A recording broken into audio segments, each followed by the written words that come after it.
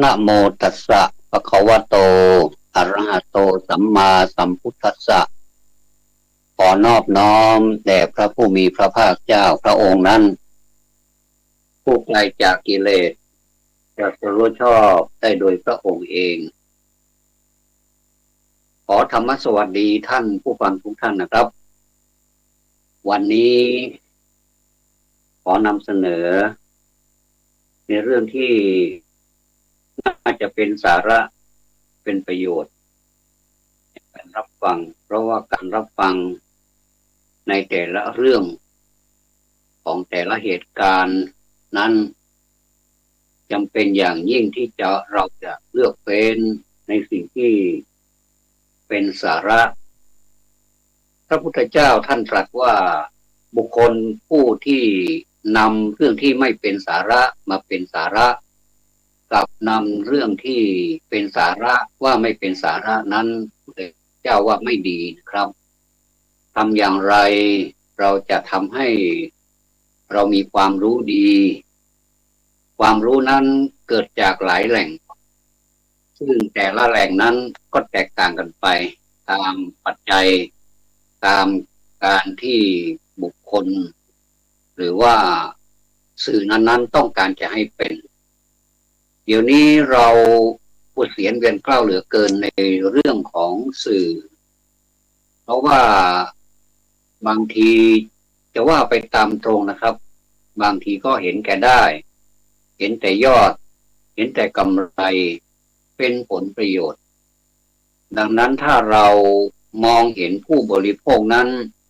เป็นเสมือนเป็นญาติมิตรของเราเราก็จะเกิดความรักเกิดความผูกพันเกิดความสงสารเกิดพรหมวิหารสี่นะครับเพราะว่าพรหมวิหารสี่นั้นเราเรียนกันเหลือเกินแต่ไม่ค่อยมีใครนำไปปฏิบัติอันนี้เป็นปัญหาเรามีแต่ปริยัติก็คือการเล่าเรียนศึกษามีความเด่นสง่าในการเล่าเรียนมากผู้รู้มีมากมายนะครับแต่ผู้ปฏิบัตินั้นมีเหมือนกันแต่มีน้อยกว่าผู้รู้ถ้ารู้ด้วยปฏิบัติด้วยแล้วก็จะเกิดเป็นปฏิเวทก็คือผลของการปฏิบัตินั่นเองจำเป็นใช่ไหมที่เราจะต้องมีปริยัติก็คือการศึกษาตอบว่าจำเป็นอย่างยิ่งนะครับเพราะว่าคนเรานั้นถ้าไม่ได้รับการศึกษาแต่เราปฏิบัติไปแบบผิดก็ในที่สุดก็จะกลายเป็นมิจฉาทิฏฐิไปเลยอันนี้น่าเสียดายเวลานะครับเพราะเวลาเขาก็ให้แค่นี้จะเอาอะไรมากมายกับเวลาของแต่ละคนนั้นมาก็ไม่พร้อมกันกลับก็ไม่พร้อมกันต่างคนต่างมาต่างคนต่างกลับในขณะที่เราอยู่ในความเป็นที่เรามีชีวิตอยู่หายใจอยู่นี้นะครับอันนี้เป็นจุดสำคัญที่สุดไม่ใช่เวลาตายหรือว่าเวลาอื่นเวลาตายเราสังเกตเห็นนะครับว่าเวลาตายนี่คนเยอะเหลือเกินเขามาทำอะไรกันมากมาย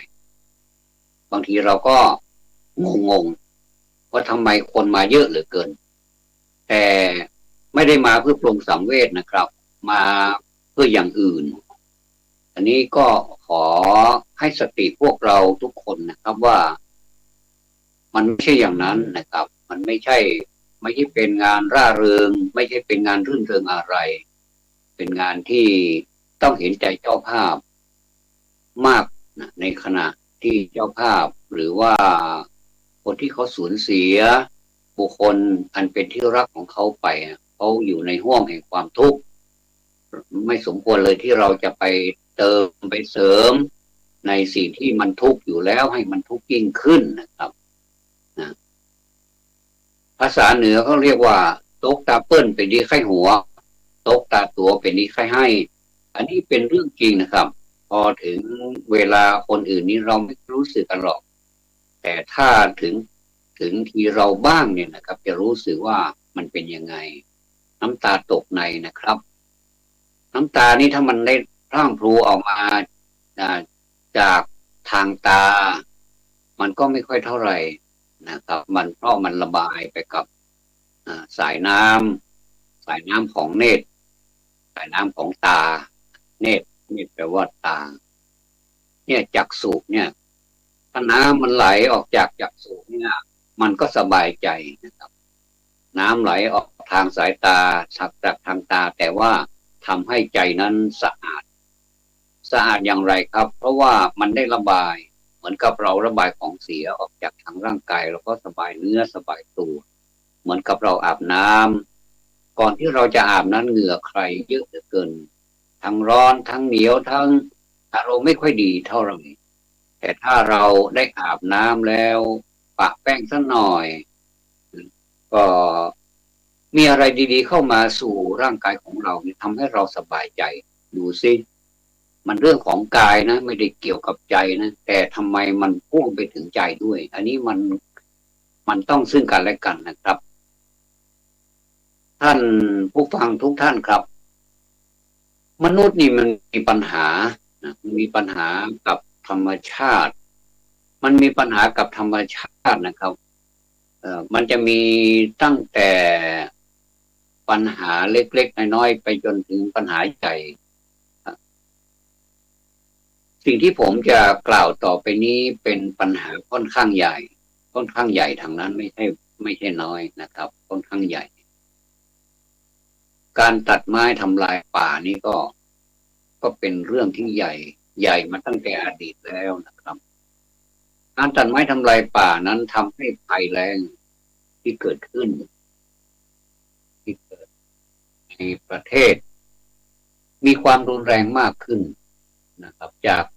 กจำนวน53จังหวัดอันนี้ข้อมูลนี้เป็นมานานแล้วนะครับเราจะเอาข้อมูลเดิมมาพูดให้กันฟังนะครับว่าขนาดข้อมูลเดิมนี่ยังน่ากลัวนะครับจากจำนวน53จังหวัดที่ประสบภัยแล้งใน2535ครับ2535นี่ก็หลายสิบปีมาแล้วคือได้เพิ่มจำนวนเป็น66จังหวัดน่ากลัวมากนะครับจาก53ขึ้น66นี่ก็ไม่ใช่น้อยเลยครับในปี2536นะครับขึ้นเป็น66จังหวัดถ้านี้ข้อมูลของ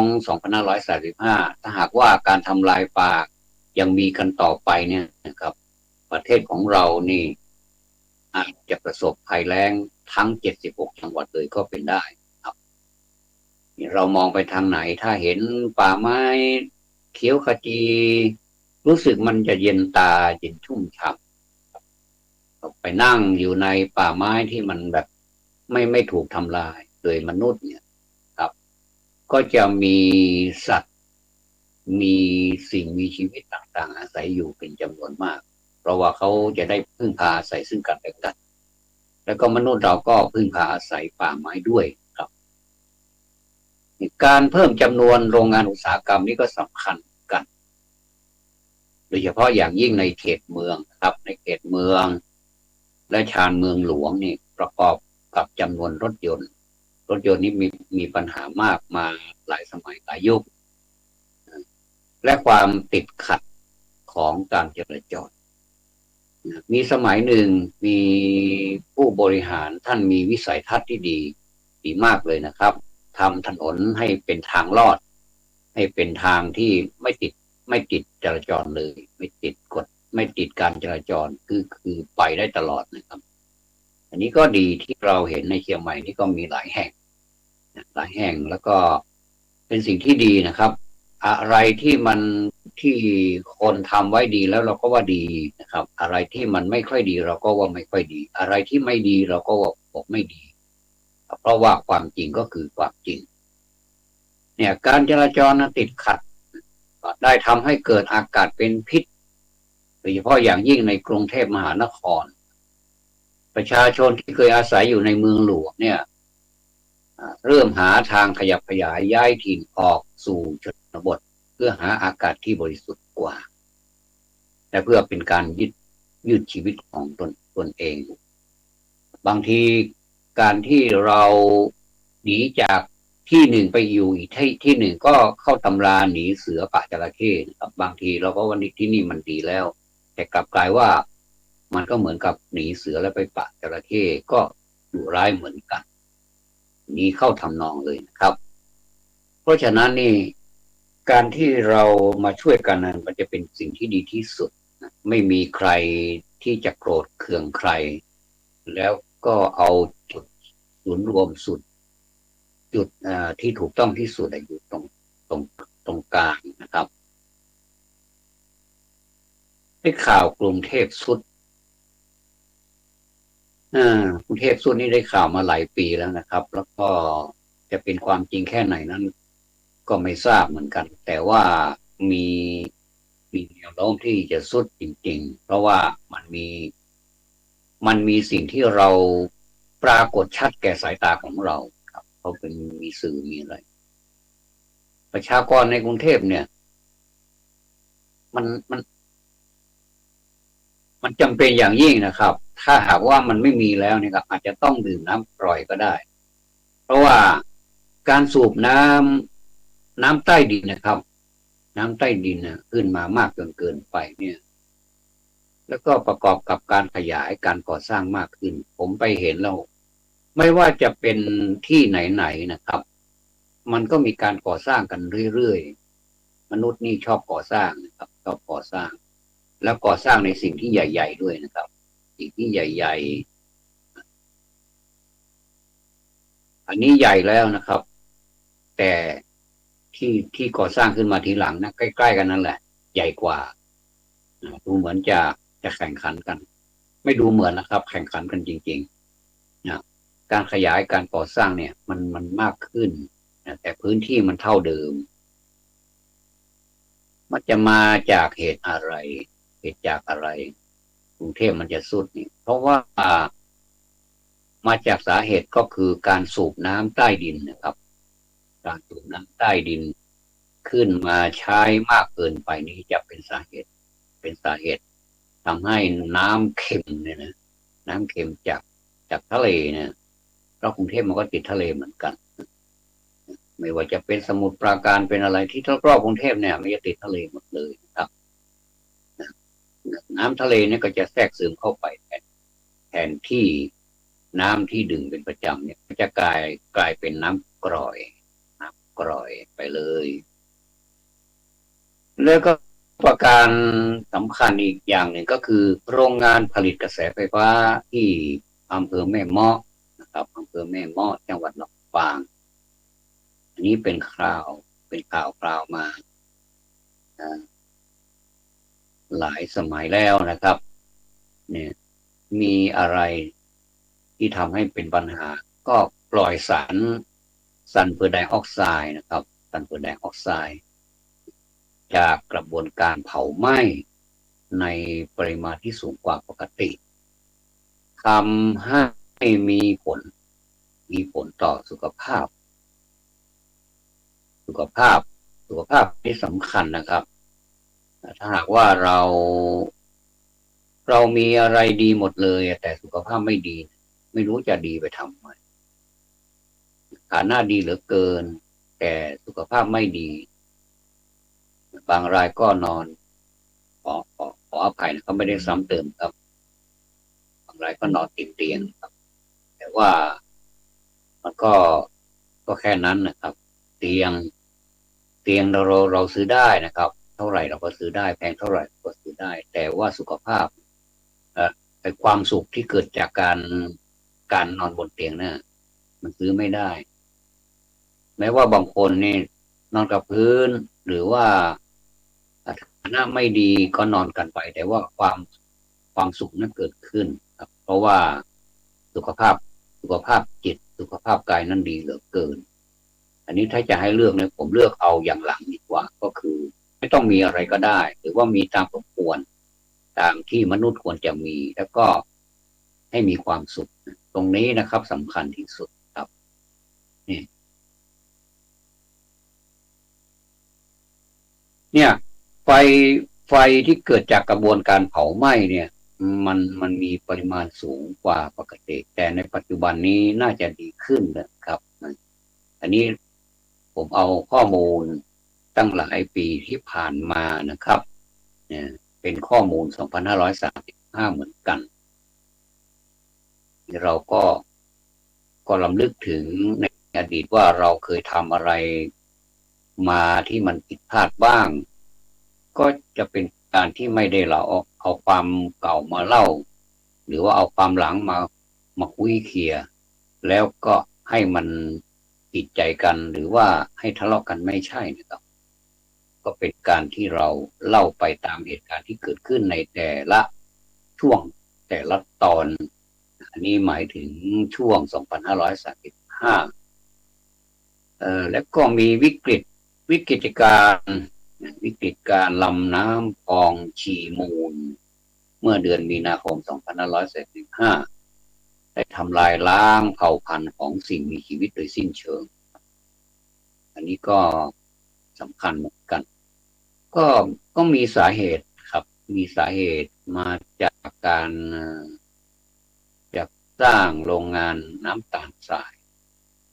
และก่อนน้ำตาลทรายที่อำเภอน้ำพองได้ปล่อยสารเคมีจากกระบวนการผลิตลงสู่ลำน้ำนอกจากชาวบ้านจะไม่สามารถจับน้ำกับจับสัตว์น้ำนะครับจับสัตว์น้ำเป็นอาหารแล้วเนี่ยยังส่งให้การใช้น้ำในระบบประปาของจังหวัดขอนแก่นต้องหยุดชะงักด้วยท่านผู้ฟังมองเห็นอะไรครับมองเห็นความเดือดร้อนใช่ไหมครับแต่ท่านผู้ฟังก็มองเห็นความเจริญเกิดขึ้นที่ไหนความเจริญเกิดขึ้นจากโรงน้ำตาลทรายความสูงมากยิ่งทำก็ยิ่งรวย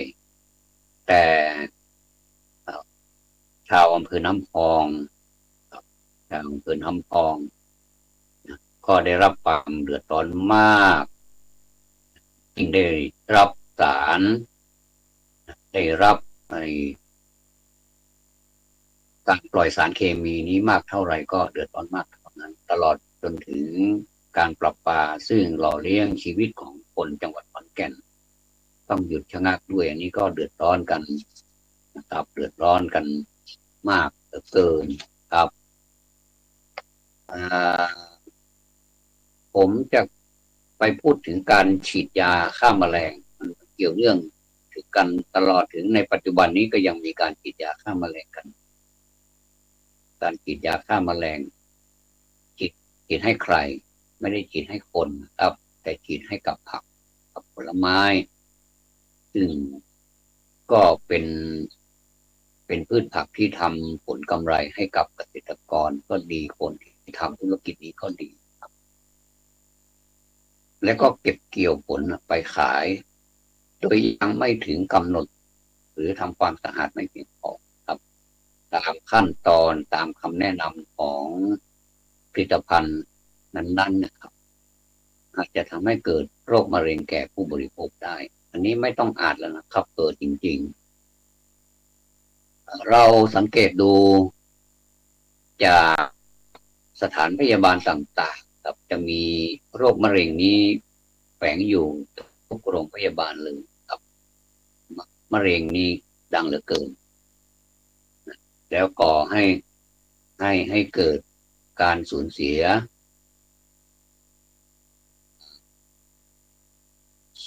ยคนนะครับซึ่งเป็นสมบัติอย่างหนึ่งของชาติผมนี่นะหรือว่าประชาชนเนี่ยเป็นเป็นสมบัติของชาติแล้วก็ชาติก็เป็นสมบัติของประชาชนเพราะหากว่าในประเทศนั้นๆไม่มีประชาชนไม่มีประชากรก็ไม่รู้จะสร้างประเทศไปทำไมดังนั้นประชาชนหรือว่าประชากรนั้นจึงมีความสำคัญมากในการที่จะต้องเป็นผู้ที่ดูแลประเทศของตนร่วมกันถ้าหากใครที่เห็นแก่ตัวหรือว่า ไม่ไม่เห็นประชาชนเป็นใหญ่ในแผ่นดินก็อันนี้ก็แล้วแต่กรรมของของใครของมันก็แล้วกันนะครับประชาชนผู้ยากจนและไม่มีงานทำในชนบทอันนี้ก็เป็นปัญหามาตั้งนานแล้วก็จะอพยพเข้าเมืองหลวงเนี่ยก่อให้เกิดปัญหาความแออัดไร้ที่พักอาศัยไม่มีงานและปัญหาด้านการปกครองเพราะว่าไม่ได้มีหลักแหล่งเข้าออกไปมานะครับก็รู้สึกวุ่นวายพอสมควรเหมือนกันอันนี้ก็ไม่รู้จะว่าให้ใครนะครับเพราะว่าในเมื่อเราท้องมันหิวนะครับท้องมันหิวที่ที่ทุกคนนี่กลัวมากก็คือกลัวไม่ได้กินถ้าได้กินแล้วจะนุ่งจะห่มจะแต่งตัวอย่างไรนั้นก็เป็นรองจากการหิวแต่ว่าถ้าได้แต่งตัวดีก็รู้สึกภูมิใจนะครับรู้สึกภูมิใจแต่ที่อยู่ที่อาศัยดีก็รู้สึกมีความสบายมีสิ่งต่างๆที่อำนวยความสะดวกเราก็รู้สึกสบายนี่ก็คือความต้องการของคนนะครับที่จะมีปัจจัยสี่ที่จะต้องใช้สอยที่จะต้องดำรงชีวิตให้เป็นไปนะครับก็ในเมื่อประชาชนเนี่ยหลั่งไหลเข้าไปในเมืองหลวงเนี่ยมันก็เป็นปัญหาผมไปเห็นในชุมชนซึ่งค่อนข้างจะแออัดก็มีหลายที่เขาจะขึ้นคำว่าชุมชนแล้วก็จุดชื่อชุมชนนั้นชุมชนนี้นะครับบางทีชุมชนนั้นชื่อสวยไพเราะดีนะครับแต่เนื้อในของชุมชนนั้นไม่ได้ไพเราะไปตามชื่อหรอกนะครับเพราะว่ามันมักจะมีปัญหาเกี่ยวกับสิ่งแวดล้อมต่างๆมากมายไม่ว่าจะยุงเอ่ยเสียงเอ่ยสารพัดเลยนะครับมันมันเข้ามามันมีบทบาทเกี่ยวกับชีวิตของชุมชนคนที่อยู่ต่างจังหวัดแล้วก็เป็นชุมชนเหมือนกันแต่ว่า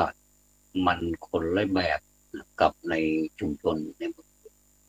เพราะว่าชุมชนในเมืองผมแม้ตารางนิ้วก็ยังไม่เหลือครับเพราะจะทำเป็นที่อยู่ที่อาศัยไม่ว่าจะทำเป็นธุรกิจไม่ว่าจะเป็น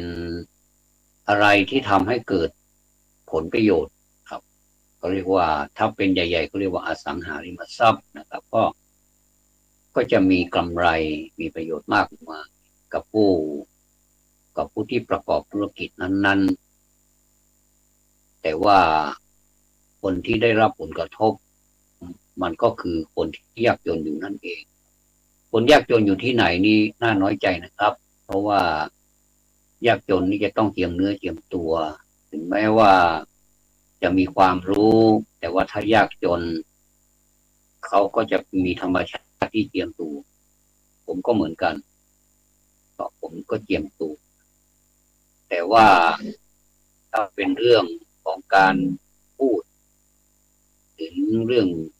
ธรรมะสิ่งที่จะไปทำให้จันลงใจนี่สุดตัวเลยนะครับอันนี้ไม่มีการเจียม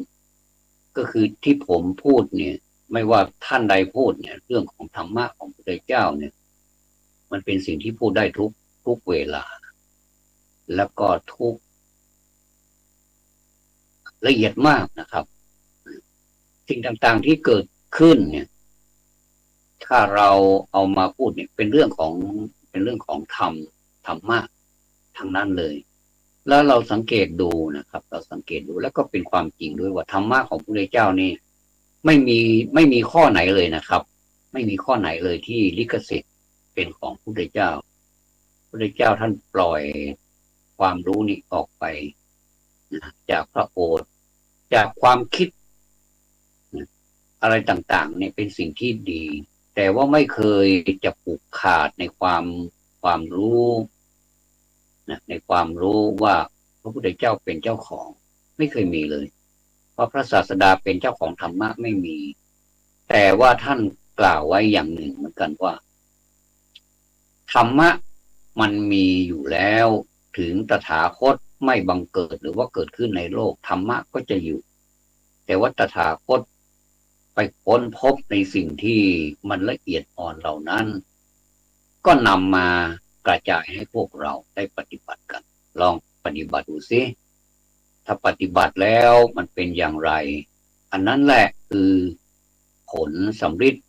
ในการปฏิบัติบางคนก็ไปโทษธรรมะว่าเป็นนักปฏิบัติธรรมแต่ไม่เคยได้ดีอะไรเลยก็เราลองไปตรองกันใหม่นะครับว่ามันเป็นอย่างนั้นหรือเปล่าเราปฏิบัติผิดไหมพระพุทธเจ้าท่านสอนไว้ละเอียดยิบเลยนะครับแม้แต่การที่จะทรมานเอาให้ได้อย่างเนี้ยอันนี้ไม่ใช่คำสอนพระพุทธเจ้าแต่ท่านก็ยืนยันไว้ในบางที่เหมือนกันว่าคนเราต้องมีความเพียรมันคนละประเด็นกันนะครับบางคนความเพียรเอาให้ได้กับสิ่งที่ไม่ยอมปล่อยไม่ยอมวางแล้วเอาให้ได้อย่างนี้มันคนละอย่างครับอันนี้ความเพียรนี่คือความเพียรพยายามครับพยายามในสิ่งที่มันผิดพลาดไปแล้วก็อันนี้มันเป็นสิ่งที่ผิดพลาดเราไม่เอาแล้วล่ะแล้วก็พยายามไปทำความเข้าใจในความต้องการของเราว่าเราต้องการผิดหรือต้องการถูกเราต้องการจะปล่อยวางหรือว่าความต้องการนั้นกลายเป็นว่าเราไปทำให้มันเพิ่มขึ้นทำให้หมักหมมขึ้นบูดเน่าขึ้นอย่างนี้อะไรก็ตามที่เก็บไว้นานๆนี่บูดเน่าได้แต่ธรรมะนั้นมันไม่ใช่ของบูดเน่านะครับเป็นสิ่งที่ยิ่งมีก็ยิ่งเป็นสิ่งที่อำนวยความสะดวกแก่ผู้ที่มีไม่ใช่ยิ่งมีก็ยิ่งไม่ดีแต่ยิ่งมีก็ยิ่งดีแต่สิ่งที่เราไปสะสมหรือหมักหมมอะไรไว้เนี่ยซึ่งมันก็แน่นอนแล้วว่าเราเข้าใจว่าเราเป็นผู้ปฏิบัติธรรมแต่ว่าในจิตใจนะมันหมักหมมอะไรไว้ก็ไม่รู้เนี่ยถ้าเราไม่สงสารตัวเองมากนักนะครับเราเห็นว่าอันนี้ถูกต้องอันนี้มันผิดเราก็บอกว่าผิดอันนี้มันถูกเราก็บอกว่าถูกแต่มีธรรมะนะครับบอกให้เราว่ามันถูกหรือผิดเนี่ยตามธรรมดาตามธรรมชาติของมันเนี่ยเราก็จะฟื้นตัวได้หรือว่ากลับตัวได้ไหวตัวทันมันก็จะเป็นสิ่งที่เหมือนกับว่าเรามีการปรับปรุงแล้วก็เปลี่ยนแปลงสองคำนี้นะครับไม่ใช่คำเดียวกันปรับปรุงด้วยแล้วก็เปลี่ยนแปลงด้วยบางทีบางอย่างนะครับแล้วก็มีการปรับปรุงอย่างเดียวก็คือปรับปรุงไปสิ่งที่มันมีอยู่แล้วเนี่ยเราก็ปรับปรุงให้มันดีขึ้นเหมือนกับอาหารที่มันทำอาหารเนี่ยก็มีการปรุงรสกันหน่อยนึงนะมันก็อร่อยขึ้นเหมือนกันแล้วก็ที่อยู่ที่อาศัยของเราเราก็ไปปรับปรุงให้มันดีขึ้นจากที่ไม่ค่อยปลอดภัยเนี่ยนะบ้านก็ควรจะมีอะไรที่มันปลอดภัยก็เสริมออกไปยุงนะครับยุงร้ายเหลือเกินเนี่ยถ้าเราจะใช้จำประเภทยาไม่ว่าจะเป็นยาจุดยาฉีดยาพ่นสเปรย์อะไรนี้กำจัดยุงแมลงอะไรนี้นะมันก็ดีนะพอฉีดปุ๊บมันไปถึงถูกตัวมันก็ตายปั๊บเลยอย่างนี้ก็ดีแต่ว่ามันก็เป็นอันตรายต่อคนเหมือนกันคนฉีดและคนที่ข้างเคียงคนที่พักอาศัยอยู่ในบ้านนั้นนะก็มีผลกระทบเหมือนกันเราจะทำอย่างไรให้มันดีขึ้นก็ทำมุ้งลวดเนี่ยคนก็เลยนิยมทำมุ้งลวดกันนะก็จะดีกว่านะครับก็จากที่มันมีเยอะมันก็จะลดปริมาณสามารถควบคุมมันได้เนี่ยครับและอีกอย่างหนึ่งน้ำที่ขังอยู่เนี่ยเราก็รู้นะครับว่ามันเป็นที่เกิดของยุงแล้วก็ไม่ให้มันมีนะครับมีภาชนะปิดภาชนะก็มีฝาปิดอย่างนี้ก็จะทำให้ยุงไม่เกิดก็อันนี้เหมือนกันนะครับชีวิตจิตใจของคนก็เหมือนกันถ้าปล่อยให้มันผิดไปเรื่อยๆมันก็ผิดไปเรื่อยๆพอมาถึงตอนอวสาน ล้ที่จะไปแล้วเนี่ยเอามาคิดทบทวนดูนี่ใจไม่ดีนะครับคนที่ทิ้งอะไรไว้แบบว่าไม่ได้สะสางนี้ใจไม่ดีนะเราจะสังเกตคนที่ใกล้จะไปเนี่ยครับใกล้จะไปเนี่ยเขาก็ใจไม่ดีใจไม่ดีแล้วก็ทำให้ฟุ้งซ่านทำให้ใบหน้าใบตาของผู้ที่จะจากไปเนี่ยดูไม่สดใสเลยแต่หลายรายนะครับดูและสดใสยิ้มแสดงว่าท่านปล่อยวางแล้วก็ไม่มีอะไรที่ต้องเป็นห่วงอีกแล้วนี่นะครับอันนี้ก็สำคัญนะคนเราเนี่ยเกิดแก่เจ็บตายเนี่ยมันเป็นของที่อยู่กับคู่กับโลกไม่ว่าใครอ่ะก็ไปทางนั้นเกิดได้ก็ตายได้เหมือนกันแล้วก็สุขภาพดีก็ทำให้สุขภาพเสื่อมโทรมได้เหมือนกันไม่มีอะไรที่จะแน่นอนอะไรสักอย่างครับเราพอประชาชนผู้ยากจนอพยพเข้าไปในเมืองแล้วก็จะมีปัญหาต่อมาอันนี้พูดถึงโลกเลยนะครับพูดถึงโลกเลยในประชากรของโลกเนี่ยขาดอาหารประเภทโปรตีนที่ได้จากสัตว์ทะเลเพราะการจับปลาของชาวประมงเกินขอบเขตอยากจะได้มากเกินไปนะครับอยากจะได้มากเกินไปก็เลยทำผิดซะหน่อยก็ไม่เป็นไรไม่มีใครเห็นก็ปฏิบัติการแบบผิดมันก็จะทำให้การขาดแคลนก็เกิดขึ้นนะครับอันนี้โยงไปถึงเรือบรรทุกน้ำมันและสารเคมีขนาดใหญ่อับปางนะครับทำให้น้ำมันและสารเคมีนี้รั่วไหลออกไปเป็นเหตุให้น้ำทะเลเป็นพิษซึ่งมีผลกระทบโดยตรงต่อสัตว์ทะเลและโดยตรงโดยและก็โดยอ้อมด้วยนะครับต่อการท่องเที่ยวตามชายฝั่งผมก็เคยไปเที่ยวทะเลเหมือนกันไปตามเกาะเมื่อหลายปีมาแล้วนะครับหลายสิบปีมาแล้วก็10 กว่าปีนะครับไม่ใช่หลายสิบปี10 กว่าปีได้ไปเที่ยวที่จังหวัดภูเก็ตก็ทะเลเหมือนกันไปชลบุรีก็เป็นทะเลก็ทะเลล้อมรอบนะครับก็ได้กินได้อยู่ได้เที่ยวในทะเลในเวลาไปถึงเกาะก็ไปกินอาหารในเกาะก็รู้สึกส่วนตัวนะครับก็รู้สึก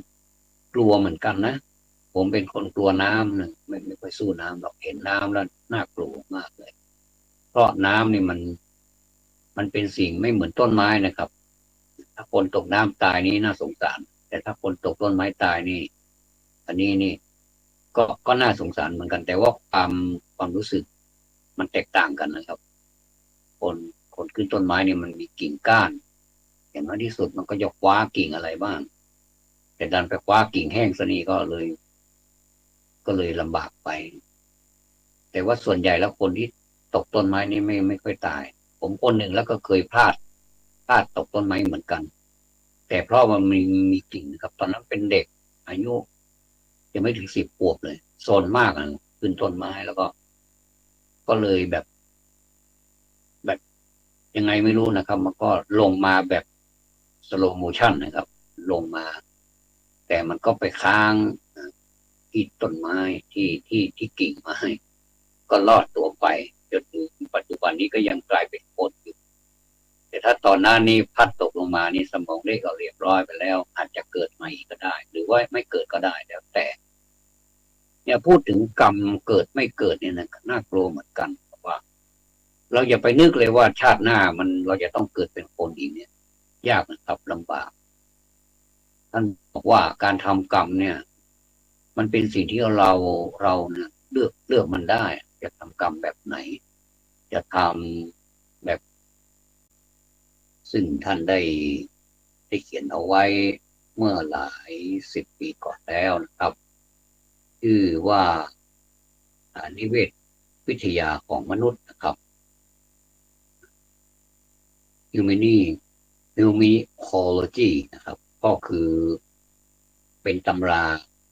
อุดมศึกษาโครงการส่งเสริมการแต่งตำราทบวงมหาวิทยาลัยนี้เป็นระดับชาติเลยนะครับ ซึ่งท่านด็อกเตอร์ศาสตราจารย์ด็อกเตอร์มนัสด็อกเตอร์มนัสสุวรรณนี่เป็นผู้ที่มีความรู้ที่สูงมากแล้วก็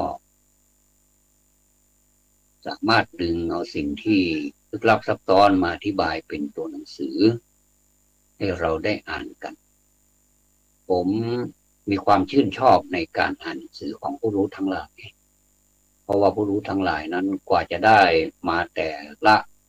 วรรคแต่ละตอนแต่ละตัวหนังสือที่เขียนลงไปในกระดาษและนำไปพิมพ์เป็นรูปเล่มและสามารถอธิบายได้ทุกแง่ทุกมุมเนี่ยมันเป็นสิ่งที่ไม่ยากสำหรับคนที่เขาทำแต่ว่ามันเป็นสิ่งที่ยากสำหรับคนที่อ่านจะทำอย่างไรให้คนอ่านที่เข้าใจแล้วก็สื่อสารกันได้อันนี้เป็นสิ่งที่สำคัญไม่ใช่เป็นที่รูปเล่มของหนังสือมันสวยไม่ใช่แต่เป็นเนื้อหาสาระที่บรรจุอยู่ในหนังสือนั้นนี่ขออนุญาตมาพูดถึงอาจารย์นะครับ อาจารย์ซึ่งประสิทธิ์ประสาทวิชาความรู้ให้ผมเนี่ยก็คือศาสตราจารย์แสงจันทร์งาม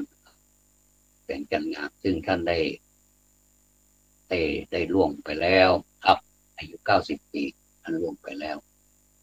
หนังสือของท่านนี่อ่านแล้วไม่น่าทิ้งเลยนะครับก็คืออ่านแล้วก็อยากจะอ่านอีกบางทีประโยคเดิมๆเราก็อ่านแล้วก็มีความสุขอ่านหลายๆเที่ยวครับก็มีความสุขเนี่ยหนังสือและท่านผู้รู้อื่นๆอีกมากมายนะครับผมชอบอ่าน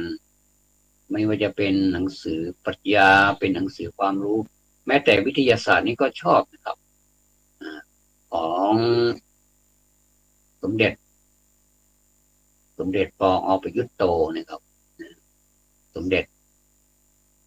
ท่านพุทธโฆษาจารย์นะครับสมเด็จพุทธโฆษาจารย์นี่ก็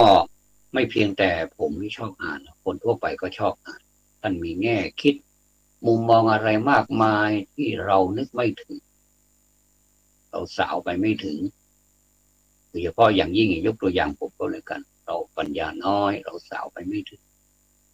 แต่พอเราไปเห็นที่ท่านเขียนแล้วทำให้เป็นเหมือนกับราวอะไรสักอย่างหรือว่าเป็นถนนถึงแม้ว่าจะเป็นถนนยาวไกลถนนอย่างไรครุขระหรือว่าถนนเรียบเดินทางไปใกล้ไกลอย่างไรเราก็เดินไปได้ให้ความพยายามเดินไปแล้วเราก็จะพบสิ่งต่างๆสองข้างทางนั้นมากมายเลยนะครับทำให้เราเป็นผู้ที่จากความที่เราเห็นว่าเรานี่เจ๋งอยู่แล้วนี่นะไม่เจ๋งหรอกครับผมไม่เจ๋งหรอกความรู้ผมไม่เจ๋งแต่ว่าผมดีใจที่ผมพบอะไรมากมายในการที่ศึกษาจากตำราจากหนังสือแม้จะเล่มเล็กๆดูเหมือนคนจะไม่ค่อยสนใจหรอกเล่มเล็กๆก็สนใจแค่รูปเล่มนะหนังสือเล่มนี้สวยดีนะอย่างเนี้ยแต่ไม่ค่อยยอมเปิดอ่านกันก็ตามสถานที่วัดวาอารามต่างๆก็หนังสือมากมายเดี๋ยวนี้คนชอบนิยมพิมพ์หนังสือแจกจ่ายแต่การแจกเนี่ยนะครับถึงแม้ว่าจะชื่อว่ามันแจกนะครับ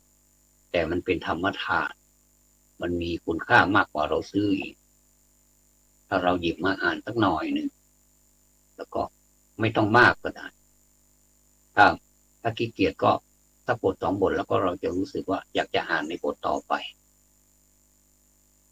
หลายๆท่านนะครับที่เป็นครูบาอาจารย์เนี่ยผมกล่าวไม่หมดหรอก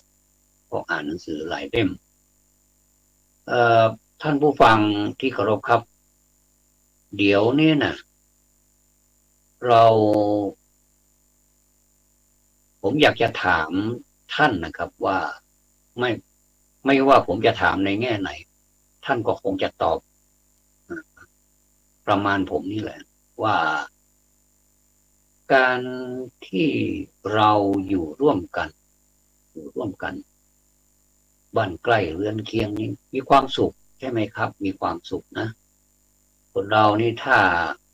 เข้าใจกันถ้าเห็นใจกันถ้าปฏิบัติธรร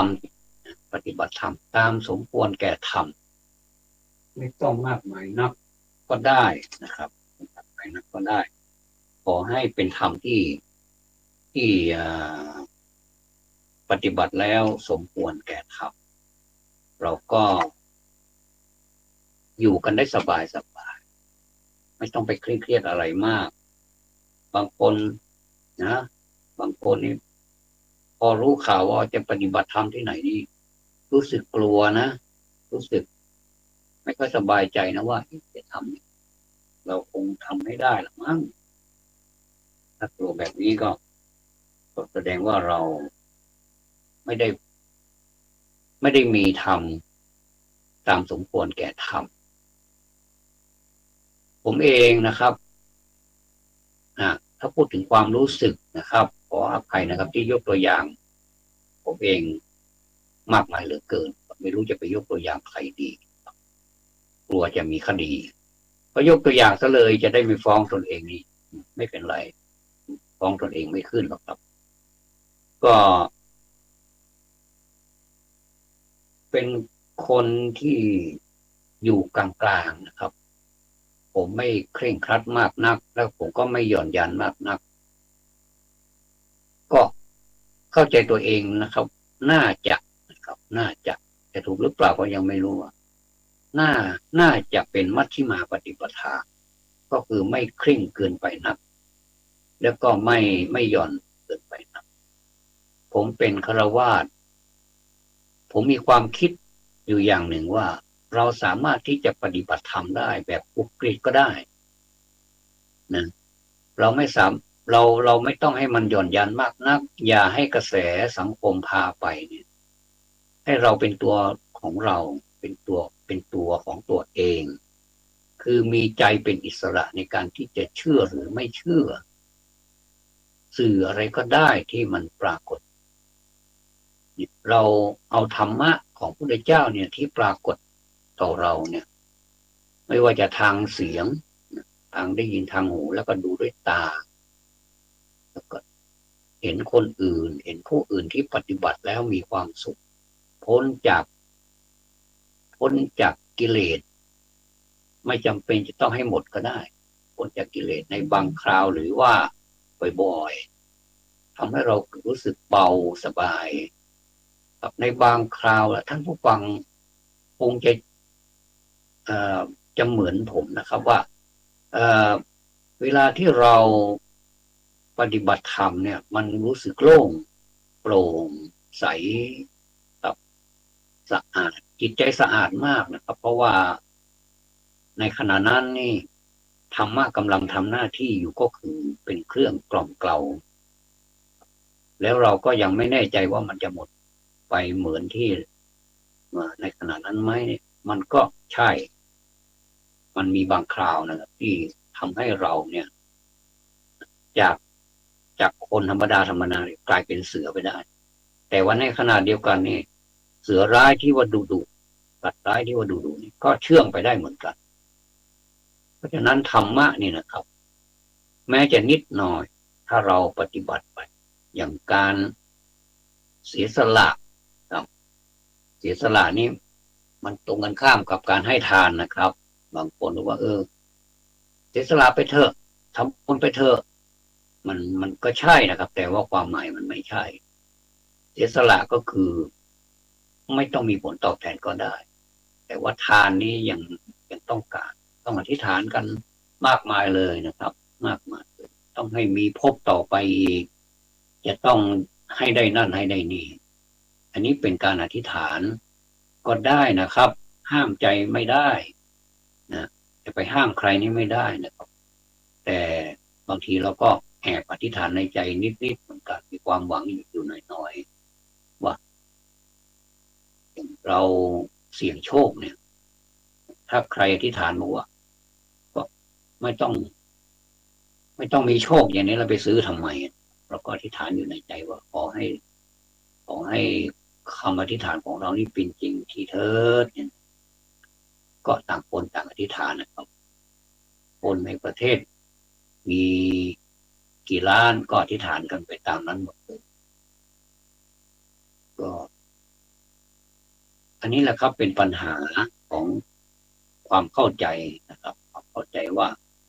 คำอธิษฐานกับคำอ้อนวอนเนี่ยมันคนละเรื่องซึ่งคนส่วนใหญ่เอามาผูกติดกันเหมือนกับเอา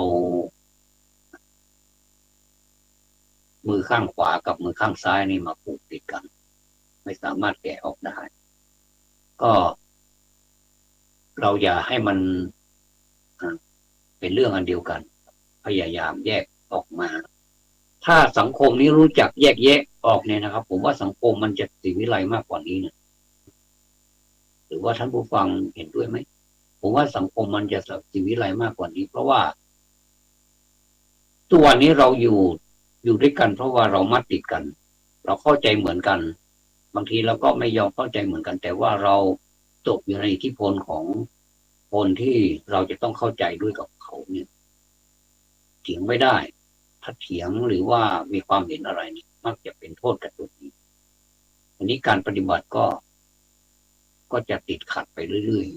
ๆแต่คำสอนของพระพุทธเจ้านี้ไม่ให้เกรงใจใครทั้งนั้นเอาละสดเลยเมื่อวานนี้มีกัลยาณมิตรท่านหนึ่งนะครับท่านส่งไลน์มาให้ผมมีเด็กอายุ5 ขวบมีเด็กอายุ5 ขวบขออ้อนวอนคุณแม่บอกว่าอยากจะบวชคุณแม่ก็ถามว่าทำไมถึงบวชเด็กคนนั้นตอบแบบผู้ใหญ่หรือว่าเก่งกว่าผู้ใหญ่หลายคนบอกว่าอยากบวชและจะไปนิพพานแล้วท่านคุณแม่เนี่ยถามทำนองว่าไม่อยากไปสวรรค์หรือไม่อยากไปเพราะสวรรค์แล้วไปแล้วก็กลับมาเกิดเป็นคนอีกอันนี้เขายังมองภาพบวกนะแต่ถ้าผมจะให้ผมเติมนี่มันไม่ใช่มันจะมีไม่ใช่มีแต่สวรรค์กับมนุษย์เท่านั้นมันมีอบายอย่างอื่นรออีกมากมายนรกสัตว์เดรัจฉานเปรตอสุรกายพวกนี้มันรออยู่นะครับมันเปิดทางรอเราแล้วเราก็ตกไปตามที่มันรอนั้นเป๊ะเลยครับมันยากนะครับที่เราจะหลุดพ้นจากมันได้จะต้องแบบเอาจริงๆจังๆอย่างเหมือนกับเด็กคนนี้พูดจริงๆท่านลองคิดดูนะเด็กอายุ5 ขวบนี่ผมดูไปด้วยนะครับแล้วผมก็คอมเมนต์ไปด้วยบอกว่าดูทางน้ำตาและขออนุโมทนาทางน้ำตาด้วยไม่ได้น้อยใจนะครับผมไม่ได้น้อยใจอะไรสักอย่างแต่ผมสงสารเด็กทำไมพูดอย่างนี้จะไปนิพพานแต่คุณแม่ก็บอกว่าหนูยังเล็กอยู่อายุเพิ่ง5 ขวบรอรออายุ7-8 ขวบก่อนไปบวชได้ไหมลูกได้แต่ใจจริงๆของเขานี่เขาอยากจะบวชเมื่ออายุ5 ขวบนี่ส่วนตัวผมนะถ้าอายุ5 ขวบถ้ารู้ขนาดนี้แล้วผมปล่อยไปเลยนะถ้าผมเป็นพ่อผมเป็นผู้ปกครองนะนี่ส่วนตัวนะครับขออภัยที่ไปแย้งกับผู้ปกครองก็คือถ้ารู้ขนาดนี้แล้วผมปล่อยไปให้เป็นสามเณรเล็กๆดูที่ว่าเราจะสามารถให้เขาไปตามทางที่เขาต้องการหรือเปล่าแล้วก็มีประโยคหนึ่งนะครับท่านผู้ฟังอันนี้ก็อย่าไปผูกติดกันนะครับคนละอย่างนะครับเรื่องของศาสนาพระพุทธเจ้าท่านสอนไว้อีกอย่างหนึ่ง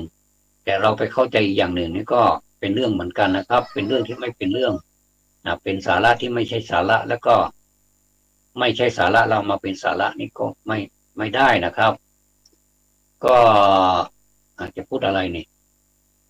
อย่างเรื่องของเด็กคนนี้นะถ้าหากว่ามันเคยมีในธรรมบทนะครับว่าเด็กอายุน้อยๆนะครับไปบวชเป็นสามเณรแล้วก็สามารถที่จะบำเพ็ญเพียรทางใจได้สำเร็จเป็นพระอรหันต์เนี่ยก็มีครับนะขนาดผู้เฒ่าอย่างเราธรรมดาสามัญเนี่ยเราก็กราบได้กราบลงนะครับเพราะว่า กราบสนิทมากเลยเพราะว่าท่านสำเร็จไปแล้วท่านเป็นผู้พ้นจากบ่วงมารไปหมดแล้วแต่เรานี่ก็ยังอยู่ในแถวนี้แหละครับไม่ไปไหนเดี๋ยวก็กลับมาเดี๋ยวก็ออกไปเหมือนก็จะสำเร็จแต่ไม่สำเร็จสักทีเลยนะก็ในเมื่อมันเป็นอย่างนี้ก็ทำไปอีกนะก็พูดกันไปปรับความเข้าใจกันไปถูกบ้างผิดบ้างก็ไม่ว่ากันนะครับผมไม่ได้ใช้สมองพูดนะครับผมใช้ใจผมใช้ใจพูดใจเรียกร้องมันพูดไปตามใจเรียกร้องก็ท่านผู้ฟังรู้สึกอย่างไรถ้าหากว่าท่านผู้ฟังได้รับไลน์นะครับหรือว่าเปิดไปเจอเด็กที่ว่านี่อายุ5 ขวบเนี่ยนะผมก็ไม่เคยเห็นสักทีเลยก็เพิ่งมาเห็นก็ดีใจร้องไห้ไปด้วยร้องไห้นี่ไม่หยิบก็เอ็นดูไม่ได้เอ็นดูสงสารเด็กเมื่อกี้ใช่ละที่ว่าถ้าหนูไปบวชหนูจะคิดถึงแม่ไหมเขาตอบแบบไม่ลังเลเลยครับเด็กคนนั้นตอบแบบไม่ลังเลเลยไม่คิดถึงจริงๆแล้วผมไม่ได้มาเสี่ยมหรือว่ามาสอนให้เราไม่มีกตัญญูกตเวทีต่อผู้มีพระคุณอย่างสูงของเราไม่ใช่นะครับต้องแยกแยะอย่าเอาไปมัดติดกันนะครับอย่าไปผูกติดกันเด็ดขาดแยกแยะว่าจริงๆแล้วในศาสนาพระพุทธเจ้าท่านสอนเราท่านบอกว่าสิ่งเหล่านี้ถ้าจะเปรียบไปเนี่ยสิ่งอำนวยความสะดวกที่ให้ความสะดวกแก่เราที่ยังเป็นมนุษย์เนี่ยมันเป็นเพียงที่เราสมมุติกันขึ้นมาเท่านั้นเองเปรียบไปเหมือนกับเราพายเรือข้ามข้ามแม่น้ำฝั่งนี้ไปสู่ฝั่งโน้นพอไปถึงฝั่งโน้นแล้วถามว่าเราจะแบกเรือนั้นกลับบ้านไหมไม่แบกนะครับอย่างมากที่สุดเราก็ผูกเรือไว้แถวนั้นหรือว่าปล่อยไปเลยแล้วก็คนอื่นก็ไปใช้ต่อไปอันนี้คือความหมายของพระพุทธเจ้าแต่ถ้าเราเนี่ยความหมายของสัตว์โลกทั่วไปเนี่ยนะครับส่วนมากเราจะอธิษฐานแบบนี้แบบต้องพบกันอีกต้องเจอกันอีกในเมื่อเจอกันมันก็มีความทุกข์เหมือนเดิมเพราะเราไม่ได้ทิ้งเรือเราแบกเรือกลับบ้านด้วยครับแต่ความหมายของพระพุทธเจ้านี่ไม่แบกเรือทิ้งเรือเป็นถามว่าอย่างนี้จะเป็นการเนรคุณไหมไม่ใช่นะครับเป็นความหมายที่ว่าลึกซึ้งไปกว่าธรรมเหล่านั้นอีกคือพ้นไปเลยครับนี่ก็เหมือนกับเรากินข้าวนะครับกินข้าวนี่ความมุ่งหมายของคนเนี่ยที่กินเนี่ยก็จะมุ่งหมายไปที่ความอิ่มแต่จะมีสักกี่คนที่มุ่งหมายไปทางที่เป็นสุขภาพต่อร่างกายกินเหมือนกันนะแต่ไม่เหมือนกันกินเพื่อสุขภาพก็จะกินแบบคนที่รักสุขภาพกินแบบไม่บรรยะบรรยังกินเพื่อความสนุกสนานเฮฮากินไปด้วยเฮฮาไปด้วยก็อันนี้ก็ไม่รู้นะว่าจะมีสุขภาพเหมือนคนประเภทแรกหรือเปล่าอันนี้เป็นข้อคิดเห็นที่ใครสามารถที่จะไปขยายผลได้แล้วก็สามารถที่จะเอาไปพูดเป็นสาธารณะนะครับไม่มีใครเป็นเจ้าของผมก็เลยขอฝากสิ่งเหล่านี้ไว้ในอ้อมใจของท่านผู้ฟังก็แล้วกันครับว่าเราพูดเราเป็นสื่อที่ผู้ฟังสามารถฟังได้เมื่อไรก็ได้เพราะว่าสมัยนี้สามารถที่จะมารับฟังซ้ำๆอีกได้ถ้ายังไม่เข้าใจก็มาฟังซ้ำๆก็ได้ทำให้เราเกิดความสะดวกสบายในการศึกษามากขึ้นช่วยนะครับช่วยโอกาสพลิกวิกฤตให้เป็นโอกาสให้ได้ที่เราเป็นคนที่ยังรู้สึกว่าเรายังมีไม่พอมีไม่มากผมก็เหมือนกันนะครับ ผมถือว่าผมมีธรรมะยังไม่พอยังหน่อมแนมไปอยู่หลายขุมผมก็อยากจะชดเชยความหน่อมแนมนี้ให้ความกลายเป็นความแข็งแกร่งให้มีปัญญาพละปัญญาก็คือมีกำลังทางปัญญาให้มากแต่ทั้งนี้เมื่อเรามีปัญญามากๆแล้วเราก็ไม่เที่ยวไปดูถูกดูแคลนคนอื่นถ้าผมช่วยได้นะครับเราคิดอย่างนี้นะถ้าเราช่วยได้เราก็จะช่วยตามวิถีทางของเราที่ช่วยได้อย่างเช่นเราเห็นคนตกน้ำเนี่ยนะกำลังรอความช่วยเหลือโวยวายอยู่หรือว่าเรียกร้องความช่วยเหลืออยู่เรียกความช่วยเหลือจากเราเนี่ยเราว่ายน้ำไม่เป็นเนี่ยนะครับเราก็มีวิธีอื่นที่จะช่วยได้อาจจะอะไรก็ได้ที่นอกเหนือจากที่เราโดดลงไปเนี่ยนะครับอาจจะเป็นการแจ้งหน่วยกู้ภัยก็ได้หรือต่างๆก็ได้ครับอันนี้มันมีวิธีหลายวิธีไม่จำเป็นจะต้องเป็นวิธีเดียวนะนี่เรามองเป็นเห็นวิธีเดียวเหมือนกับเรามาบีบให้เราต้องถืออันนี้วิธีเดียวนี้ไม่ได้นะครับขอกราบขอบพระคุณท่านพระครูสมุวิศวัตรวรกิจโยผู้อำนวยการสถานีวิทยุแห่งนี้เป็นอย่างสูงยิ่งนะครับขอความสุขความสวัสดีจงมีแด่ท่านผู้ฟังท่านสวัสดีครับ